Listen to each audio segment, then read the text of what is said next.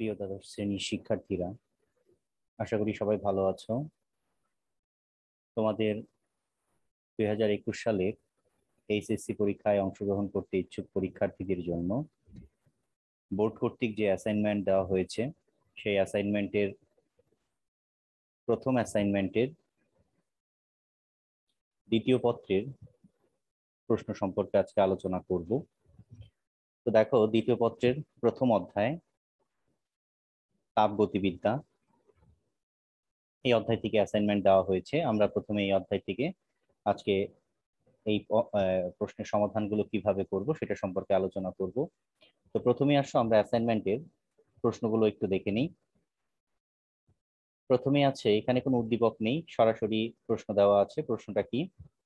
এন্ট্রপির মাধ্যমে তাপগতিবিদ্যার দ্বিতীয় সূত্র লেখো। 3 প্রক্রিয়ায় পরিবহন, পরিচলন, বিকিরণ, এই 3 প্রক্রিয়ায় তাপের সঞ্চালনের ক্ষেত্রে এন্ট্রপি বৃদ্ধি পায় নাকি হ্রাস পায়? তোমার উত্তরের সাপেক্ষে গাণিতিক বিশ্লেষণ করো। খ নম্বর, ধরো তুমি 27 ডিগ্রি সেলসিয়াস তাপমাত্রায় স্বাভাবিক চাপের 1 গ্রাম হাইড্রোজেন গ্যাসের আয়তন সমষ্ণ প্রক্রিয়ায় প্রসারিত করে 4 গুণ করলে তাতে এন্ট্রপির পরিবর্তন নির্ণয় করো। গ নম্বরে বলা হয়েছে সমষ্ণ প্রক্রিয়ায় প্রসারিত করার ক্ষেত্রে চাপের পরিবর্তন হবে কিনা ব্যাখ্যা করো।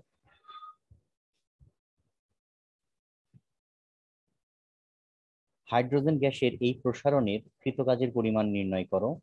ঘ নম্বর হচ্ছে সমচাপ প্রক্রিয়ায় 1 গ্রাম হাইড্রোজেন গ্যাসের আয়তন 4 গুণ প্রসারণে এন্ট্রপির পরিবর্তন হবে কিনা তা নির্ণয় করে দেখাও।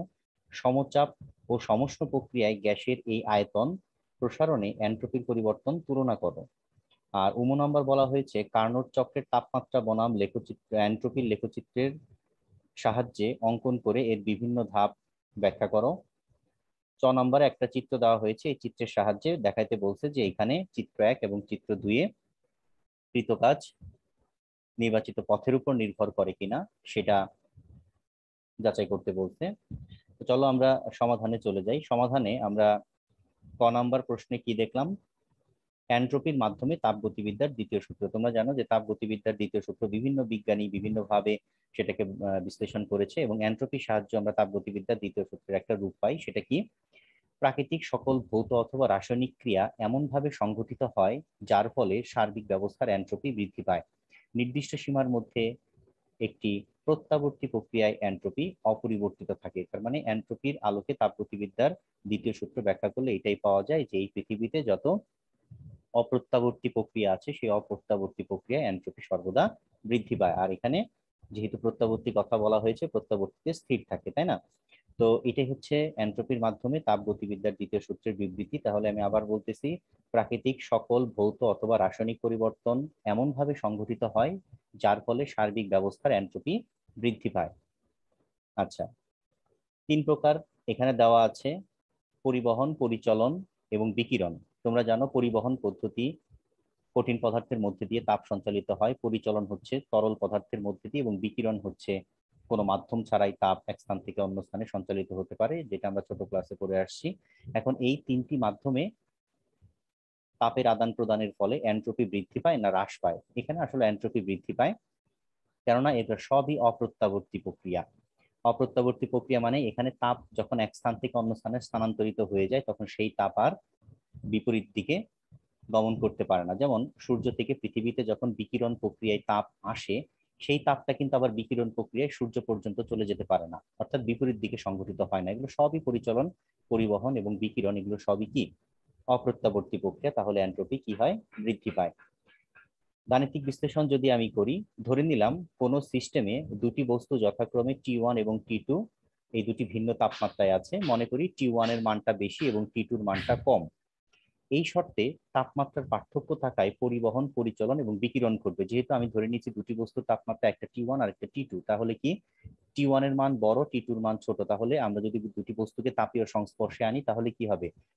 বেশি তাপমাত্রার বস্তু হতে কম তাপমাত্রার বস্তুতে তাপ সঞ্চালিত হবে। এবং আমরা ক্যালোরিমিতির মূলনীতি থেকে আমরা দেখেছিলাম যে গৃহীত তাপ আর বর্জিত তাপ পরস্পর সমান, তাই T1 তাপমাত্রার বস্তুটি যে পরিমাণ তাপ ছেড়ে দিবে, T2 তাপমাত্রার বস্তুটি সেই পরিমাণ তাপই গ্রহণ করবে। আমি ধরে নিলাম এখানে T1 উচ্চ তাপমাত্রায় হওয়ায় সেটা DQ পরিমাণ তাপ কি করে? হারায়। আচ্ছা, যদি সে ডিকিউ পরিমাণ তাপ হারায় তাহলে T2 বস্তুটিও আবার কি করবে, ঠিক ডিকিউ পরিমাণ তাপই গ্রহণ করবে। এই যে T2 বস্তুটিও কি ডিকিউ ডিকিউ পরিমাণ তাপ গ্রহণ করবে, তাই না?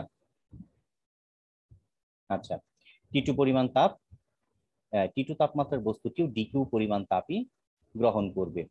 তাহলে দেখো এন্ট্রপির পরিবর্তন আমরা কি জানি, ডিকিউ বাই টি। তাহলে গরম বস্তু মানে উচ্চ তাপমাত্রার বস্তু কর্তৃক হারানো এন্ট্রপি কত, মাইনাস ডিকিউ বাই T1। যেহেতু এখানে এন্ট্রপি হারাচ্ছে এর জন্য মাইনাস দিয়ে প্রকাশ করা হচ্ছে। আর শীতল মানে যেটা কম তাপমাত্রা ছিল সে তাপ গ্রহণ করছে, সেই ক্ষেত্রে হবে ডিকিউ বাই T2, এখানে প্লাস হবে যেহেতু তার এন্ট্রপি এক্ষেত্রে তাপ গ্রহণ করে। তাহলে এখানে এন্ট্রপির পরিবর্তন কত, আমরা পরেরটা থেকে আগেরটা বাদ দিয়ে দিলাম। তাহলে দেখো এখানে বাদ দিলে কত আসে, আচ্ছা সরি, এখানে এন্ট্রপির পরিবর্তন আমরা বের করিনি, এখানে মোট এন্ট্রপি বের করছি। তাহলে মোট এন্ট্রপি কি, এইটা আর এটা যোগ করে দিব, এই দুইটা যোগ করে দিব, এই যে এই দুইটা যোগ করে দিয়ে ডিকিউ কমন নিলাম। এখন খেয়াল করো, যেহেতু এখানে থাকতেছে 1/T2 আর এখানে থাকতেছে 1/T1, যেহেতু T1 এর মান বড়, দেখো T1 এর মানটা কি বড়, তাহলে 1/T1 ছোট হয়ে যাবে। তাহলে 1/T1 যদি ছোট হয়ে যায় তার মানে বড় সংখ্যা থেকে ছোট সংখ্যা বাদ দিলে এটা কিন্তু একটা ধনাত্মক সংখ্যা আসবে। তাহলে ধনাত্মক সংখ্যা মানে কি, এন্ট্রপির মানটা ধনাত্মক হলে বুঝতে হবে এন্ট্রপি বৃদ্ধি পাচ্ছে, অর্থাৎ পরিবহন, পরিচলন এবং বিকিরণ প্রক্রিয়ায় এন্ট্রপি কি হবে, বৃদ্ধি পাবে। এটাই হচ্ছে ক নাম্বার প্রশ্ন এবং আমরা গাণিতিক ভাবে দেখালাম। এরপরে আসো গ নাম্বার প্রশ্নে কি আছে, খ নাম্বার প্রশ্নে কি আছে। খ নাম্বার আসে 27°C তাপমাত্রায় হাইড্রোজেন গ্যাস আছে, এখান থেকে আমাদের কি করতে হবে, এন্ট্রপির পরিবর্তন বের করতে হবে। তাহলে দেখো এখানে 27°C তাপমাত্রাকে আমরা কেলভিনে রূপান্তর করে নিলাম, 300 কেলভিন। এবং এখানে বলা হয়েছে যে সমুষ্ণ প্রক্রিয়ায় কি করা হয়েছে, আয়তন 4 গুণ করা হয়েছে। তো আমরা দেখো আদি আয়তনটা ধরে নিলাম ভি, শেষ আয়তনটা ধরে নিলাম তাহলে V × 4। তাহলে হাইড্রোজেন গ্যাসের মোল সংখ্যা কত, N = ½ তাহলে দেখো 0.5 মোল। আচ্ছা তাহলে দেখো R = 8.314 জুল পার মোল পার কেলভিন। এবং সমুষ্ণ প্রক্রিয়ায় যেহেতু এখানে বলা আছে সমুষ্ণ প্রক্রিয়ায় আয়তন 4 গুণ করা হয়েছে, তাহলে সমুষ্ণ প্রক্রিয়ার ক্ষেত্রে কি হবে, আমরা জানি সমুষ্ণ প্রক্রিয়ায় অভ্যন্তরীণ শক্তির কোনো পরিবর্তন হয় না। এর জন্য তাপগতিবিদ্যার প্রথম সূত্র হতে আমরা DU = 0 লিখতে পারি। DU = যদি 0 লিখি তাহলে DQ = DW লেখা যায়। কারণ কি, আমরা তাপগতিবিদ্যার প্রথম সূত্র থেকে দেখেছিলাম যে যে পরিমাণ তাপ প্রদান করি সেই তাপের কিছু অংশ অভ্যন্তরীণ শক্তি বৃদ্ধিতে ব্যয় হয় এবং বাকি অংশ কৃতকাজ হয়। তাহলে DQ - DU = DW, সেখান থেকে DU = 0 বসালে DQ = DW। এখন যেহেতু এখানে DW এর মানটা আমি বের করতে চাচ্ছি, তাহলে DW কি, সমুষ্ণ প্রক্রিয়াকৃত কাজ। সমুষ্ণ প্রক্রিয়াকৃত কাজের সমীকরণ আমরা জানি nRT ln V2/V1। এখানে সব কিছুর মান দেওয়া আছে, এই মানগুলো বসালে আমরা কি পাই, মানগুলো বসালে পাই হচ্ছে 1728.85। এই হচ্ছে তাপমাত্রার পরিবর্তন। এই তাপমাত্রার পরিবর্তন আমরা এখন তাহলে এন্ট্রপির পরিবর্তন কিভাবে হিসাব করব, এই যে এন্ট্রপির পরিবর্তনের সূত্র DS = dQ/dt। এই dQ/dt এর টি এর মান কত, 27°C, তার মানে কি 300 কেলভিন। তো এখানে মান বসালে কি পাওয়া যাচ্ছে, 5.76 জুল পার কেলভিন। তো এই হচ্ছে পরবর্তী অঙ্কের সমাধান। এরপরেরটা আসি গ নাম্বার প্রশ্ন। এখানে বলা হয়েছে যে হাইড্রোজেন গ্যাসের সমুষ্ণ প্রসারণে কৃতকাজ কত। হাইড্রোজেন গ্যাসের সমুষ্ণ প্রসারণে, এখানে সমুষ্ণ প্রক্রিয়া আমরা কি জানি, তাপমাত্রা ধ্রুব থাকে। কারণ কি, সমুষ্ণ প্রক্রিয়া হচ্ছে পূর্বে এবং পরে মোট তাপমাত্রার কোনো পরিবর্তন হয় না। আচ্ছা, সমুষ্ণ প্রক্রিয়ার ক্ষেত্রে আমরা সমীকরণ জানি P1V1 = P2V2। রুদ্ধতাপীয় প্রক্রিয়া হলে এখানে কিন্তু একটা গামা আসতো, তাই না? তো এখন এখানে স্বাভাবিক চাপ 1 atm, বায়ুমণ্ডলীয় চাপ আমরা জানি 1 atm, 101/325 যেটা আমরা প্যাসকেলে জানি সেটা atm এ, অ্যাটমসফিয়ারে হচ্ছে 1 atm ধরি। আর এখানে 1 atm V1 এর মান V এবং V2 এর মান কত, 4 গুণ। এখান থেকে আমরা দেখি যে চাপ হয়ে যাবে 4/1, তাহলে 1/4 atm। সুতরাং চাপ আগের তুলনায় কমে যাবে, অর্থাৎ চাপের পরিবর্তন হবে। হাইড্রোজেন গ্যাসের জন্য সমুষ্ণ প্রসারণে কৃত কাজ কত, সমষ্ণ প্রসারণী কৃতকাজ আবার সমষ্ণ প্রসারণের জন্য আমরা কি বের করব? এটা আগেই বের করা আছে, ওটা আবার লিখে দিয়েছি, দেখো আগের অঙ্কে এটা বের করা আছে। তো এই হচ্ছে গ এর সমাধান। ঘ নাম্বারটা দেখো, ঘ নাম্বারটা কি বলছে? ঘ নাম্বারটা বলা হয়েছে, আমি প্রশ্নটা আবার একটু দেখে আসতেছি। গ গ নাম্বারের প্রশ্নটা কি বলা হলো?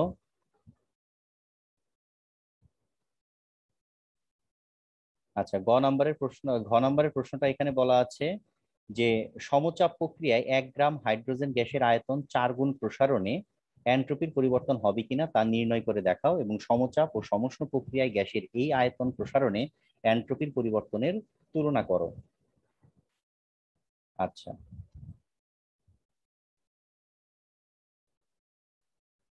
আচ্ছা, এখানে কিন্তু এন এর মান আমরা এন এর মানটা আমরা 0.5 মোল বসালাম কেন? কারণ এখানে উদ্দীপকে প্রশ্ন অনুযায়ী দেওয়া আছে, দেখবা যে 1 গ্রাম হাইড্রোজেন, কয় গ্রাম? 1 গ্রাম হাইড্রোজেন দেওয়া আছে এখানে। তাহলে 2 গ্রাম হাইড্রোজেন মানে 1 মোল, তাহলে 1 গ্রাম হাইড্রোজেন মানে 0.5 মোল। আচ্ছা, এরপরে আসো ঘ নম্বরে সমচাপ প্রক্রিয়া কি? যে প্রক্রিয়ায় চাপ সমান থাকে, অর্থাৎ চাপের কোনো পরিবর্তন হয় না। তাহলে চাপের পরিবর্তন না হলে সেটাকে আমরা সমচাপ প্রক্রিয়া বলি। এবং সমচাপ প্রক্রিয়ার ক্ষেত্রে দেখো, আমরা জানি বয়েলের সূত্র এবং চার্লসের সূত্রের সমন্বয় রূপ কি ছিল? P1 V1/T1 = P2 V2/T2। যেহেতু এখানে চাপ ধ্রুবক, তাহলে উভয় পক্ষ থেকে কি, উভয় পক্ষ থেকে এখান থেকে কিন্তু পি কাটা গেছে। দেখো এখানে কিন্তু একটা পি ছিল, এখানে একটা পি ছিল,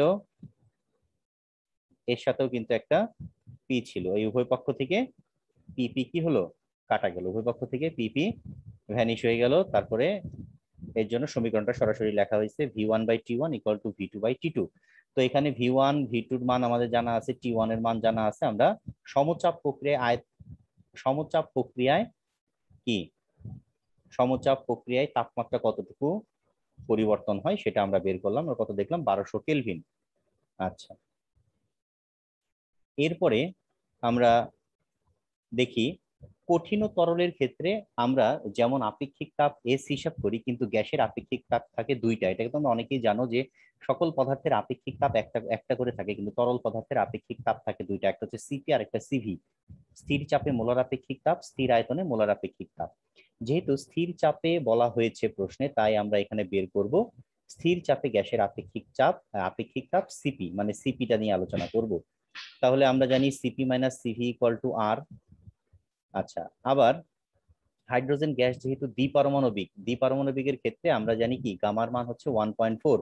আবার CP/CV এদের অনুপাত হচ্ছে গামা, সেখান থেকে এই সিভির মানটা বের করলে আমরা পাই হচ্ছে R/গামা-1। তাহলে এখানে আর এর মান আমরা জানি, গামার মানও জানি, এখান থেকে সিপির মানটা যদি বের করি তাহলে কি আসে? 29.019 জুল পার মোল পার কেলভিন। এই মানটা কোথা থেকে আসলো? এই মানটা তোমরা নিশ্চয়ই বুঝতে পারছো, সেটা হচ্ছে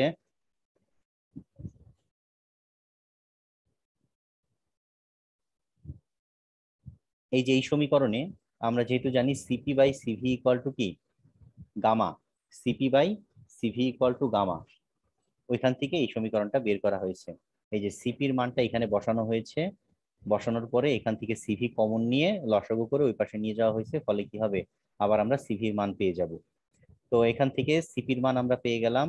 এখন আসো আমাদের বের করতে হবে কি, তাহলে গ্যাসের ক্ষেত্রে এন্ট্রপির পরিবর্তন NCP ln T2/T1। এন্ট্রপির পরিবর্তন নির্ণয়ের দুটি সূত্র আছে আমরা জানি, একটা হচ্ছে Q/T অর্থাৎ DQ/T, আর একটা হচ্ছে NCP ln T2/T1 অথবা NCV ln T2/T1। সেই ক্ষেত্রে যেহেতু এখানে স্থির চাপের কথা বলা হয়েছে, এর জন্য আমরা সিপি কিন্তু এখানে কাউন্ট করি। যদি তাপমাত্রার পরিবর্তন থাকে তাহলে অবশ্যই এই লনের সূত্রটা দিয়ে আমরা এন্ট্রপি বের করি, তাই না? তো এখানে আমরা এখন মানটা বসাই। আমরা T2 মান বের করে নিচ্ছি 1200, T1 হচ্ছে 300, মান বসালে হবে 20.10 জুল পার কেলভিন এন্ট্রপির একক। আর এটা অবশ্যই আমরা বুঝতে পারছি, যেহেতু এখানে হাইড্রোজেনের কথা বলা আছে 1 গ্রাম, 1 গ্রাম হাইড্রোজেন, 2 গ্রাম হাইড্রোজেন মানে 1 মোল, 1 মোল সমান 2 গ্রাম, তাহলে 1 গ্রাম মানে 0.5 মোল হবে। তাহলে খ হতে পাই সমষ্ণ প্রসারণে এন্ট্রপির পরিবর্তন হয়েছিল এইটা, আর এখন সমচাপ প্রক্রিয়া এন্ট্রপির পরিবর্তন পেলাম 20.10। তাহলে পার্থক্য কত? পার্থক্যটা বের করে দাও, অর্থাৎ 14.34 জুল পার কেলভিন এন্ট্রপির পরিবর্তন কি হচ্ছে? বেশি হচ্ছে। তো এই হচ্ছে আমার ঘ নাম্বার গেল। এরপরে আসো উমো। উমোতে বলা হয়েছে যে কার্নোর চারটি চক্রের টি বনাম এন্ট্রপির লেখচিত্রটা যদি আমরা আঁকি, দেখো কার্নোর চক্রের যে চারটি লেখচিত্র আছে, চারটি লেখচিত্রের ক্ষেত্রে কিন্তু আমরা কার্ভ দেখেছিলাম, তাই না? চারটি লেখচিত্র, কার্নোর যে চারটি চক্র ছিল, কার্নোর চারটি চক্রের মধ্যে আমাদের চক্রটা কেমন ছিল আমি আবার একটু দেখাচ্ছি তোমাদের।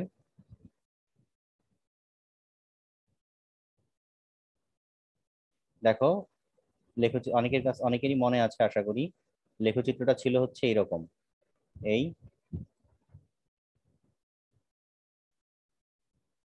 এই এই বরাবর আমরা দিয়েছিলাম হচ্ছে আয়তন, এই বরাবর, এই বরাবর দিছিলাম কি চাপ। তোমাদের নিশ্চয়ই মনে আছে। সেই ক্ষেত্রে আমাদের লেখচিত্রটা কেমন ছিল, সেই ক্ষেত্রে আমাদের লেখচিত্রটা ছিল হচ্ছে এরকম। একবার এখান থেকে এসে এখানে আসে, একবার এখান থেকে এইভাবে সমষ্ণ প্রসারণ, সমষ্ণ সংকোচন, রুদ্ধতাপীয় সংকোচন, এরকম একটা লেখচিত্র পাওয়া যেত। কিন্তু ওইটা ছিল কি, ওইটা ছিল হচ্ছে চাপ বনাম আয়তনের লেখচিত্র, চাপ বনাম কি আয়তনের লেখচিত্র। কিন্তু এখানে এন্ট্রপি, তাপমাত্রা বনাম এন্ট্রপির লেখচিত্র আঁকতে বলছে। তাহলে দেখো তাপমাত্রার সাথে সাথে এন্ট্রপির যে পরিবর্তন, আমরা কার্নোর চারটি চক্র থেকে জানি এন্ট্রপির পরিবর্তন হয় দুটি চক্রে। যেহেতু আমরা জানি রুদ্ধতাপীয় প্রক্রিয়ায় এন্ট্রপি স্থির থাকে। কার্নোর চারটি চক্র কি, প্রথম চক্রের নাম হচ্ছে সমষ্ণ প্রসারণ, তারপর ওটা রুদ্ধতাপীয় প্রসারণ, তৃতীয় চক্রের নাম হচ্ছে সমষ্ণ সংকোচন, এবং চতুর্থ চক্রের নাম হচ্ছে রুদ্ধতাপীয় সংকোচন। তাহলে এই যে সংকোচন, এর মধ্যে দেখা যাচ্ছে দুটি সমষ্ণ এবং দুটি কি রুদ্ধতাপীয়। আমরা জানি রুদ্ধতাপীয় প্রক্রিয়া এন্ট্রপি স্থির থাকে। তাহলে দুটি এন্ট্রপি পরিবর্তন হয়। তাহলে দুটি এন্ট্রপি পরিবর্তনের আমরা যদি তাপমাত্রার সাহায্যে দেখাই, তাহলে সেটা কি দেখা যাবে দেখো। তাপমাত্রার সাহায্যে যদি আমরা এটা দেখাই তাহলে কি দেখা যাবে, এই দেখো উপর দিকে টেম্পারেচার বা তাপমাত্রা দেওয়া হয়েছে, আর এই বরাবর দেওয়া আছে এন্ট্রপি এস। তাহলে এন্ট্রপি আমরা জানি দুটি এন্ট্রপি থাকে, দুটি এন্ট্রপি থাকে। দেখো তাপমাত্রা বাড়তেছে, তাপমাত্রা বাড়তেছে, এন্ট্রপি সরাসরি এখান থেকে এখানে চলে আসে, তারপরে আবার এখান থেকে এখানে চলে যায়, তারপরে আবার এখান থেকে এখানে, এখান থেকে আবার প্রত্যাবর্তী হয়ে এখানে আসে। যেহেতু এটা কার্নোর ইঞ্জিন, প্রত্যাবর্তী প্রক্রিয়া ঘুরে ফিরে আবার একই জায়গায় চলে আসবে। ঠিক আছে, অনেকে কিন্তু লেখচিত্র, এইরকম লেখচিত্র আঁকতে পারো, কিন্তু এরকম আঁকলে কিন্তু এটা হবে না, কারণ এখানে এন্ট্রপি, তাপমাত্রা বনাম এন্ট্রপির লেখচিত্র আঁকতে বলা হয়েছে। তো এখন এই এন্ট্রপির চারটি অংশ যদি, চারটি ধাপ যদি আমরা কি করি, বিশ্লেষণ করি, সেটা কি হবে দেখো। প্রথম ধাপ, এই ধাপে তাপমাত্রার পরিবর্তন হয় না, কারণ আমরা জানি প্রথম ধাপ হচ্ছে সমষ্ণ প্রক্রিয়া, সমষ্ণ প্রক্রিয়া তাপমাত্রা পরিবর্তন হয় না, অর্থাৎ ধ্রুব থাকে। এক বিন্দুতেও যে তাপমাত্রা, দুই বিন্দুতেও একই তাপমাত্রা দেখানো হয়েছে। এই যে দেখো, এক বিন্দুতেও যে তাপমাত্রা এখান থেকে শুরু হয়েছে, এক বিন্দুতেও যে তাপমাত্রা, দুই বিন্দুতেও একই তাপমাত্রা দেখানো হয়েছে। আচ্ছা, শুধু তাপের পরিবর্তন হয় এবং এই ধাপে Q1 পরিমাণ তাপ শোষণ বা গৃহীত হয়, ফলে এন্ট্রপি বৃদ্ধি পায়। তাহলে এন্ট্রপি বৃদ্ধি পেল। দ্বিতীয় ধাপ হচ্ছে রুদ্ধতাপীয় প্রসারণ। এই ধাপে তাপমাত্রার পরিবর্তন ঘটে কিন্তু কোনো তাপের পরিবর্তন হয় না, অর্থাৎ তাপের পরিবর্তন না হওয়ার জন্য এন্ট্রপিরও কোনো পরিবর্তন ঘটে না। আচ্ছা, এই দেখো এন্ট্রপির কি হলো না, কোনো পরিবর্তন ঘটে না। এই যে দেখো এখান থেকে চলে আসছে এই যে এখানে, এন্ট্রপির কোনো পরিবর্তন ঘটে নাই, এন্ট্রপি যেখানে সেখানেই ছিল। তাপমাত্রার পরিবর্তন হয়েছে কিন্তু কোনো এন্ট্রপির পরিবর্তন হয় নাই। তৃতীয় ধাপ কি, তৃতীয় ধাপ হচ্ছে সমষ্ণ সংকোচন। এই অংশে 3 থেকে 4 অবস্থান পর্যন্ত তাপমাত্রার আর কোনো পরিবর্তন হয় না, কিন্তু তাপ বর্জিত হয়, ফলে এন্ট্রপির আবার হ্রাস পায়।